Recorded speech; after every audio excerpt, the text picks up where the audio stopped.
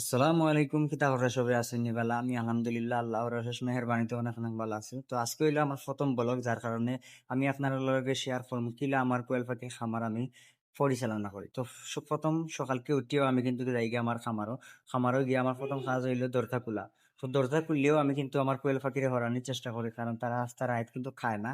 না খাওয়ার কারণে কিন্তু তারা পেট খালি থাকে, যার কারণে তারা খুব বিড়বিড় হয়।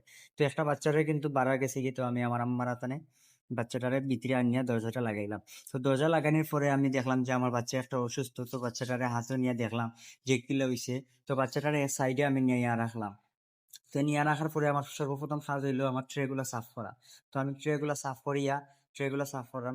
তো সাফ করার পরে আমি ট্রে গুলা তারারে দিলাইলাম। তারপরে গিয়ে আমি আমার কিন্তু ফিটের অবস্থা থেকে তারারে ফিট দেওয়া শুরু করলাম। তো ফিট দিলাম আমি আপনার আমার হইলো 300 পাখি।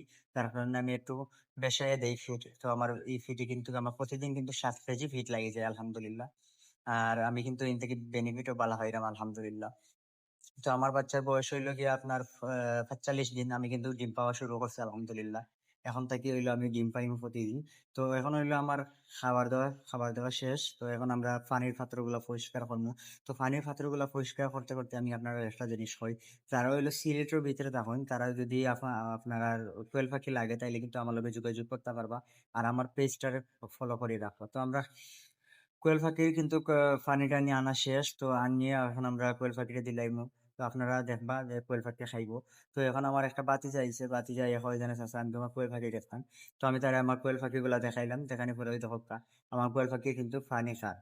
তো পানি খার আপনারা যদি খেউরের কোয়েল পাখি লাগে তাইলে কিন্তু আমার লগে যোগাযোগ করতে পারবা। যারা বাড়ি সিলেট তারা বিশেষ করে আমার লগে যোগাযোগ করবা।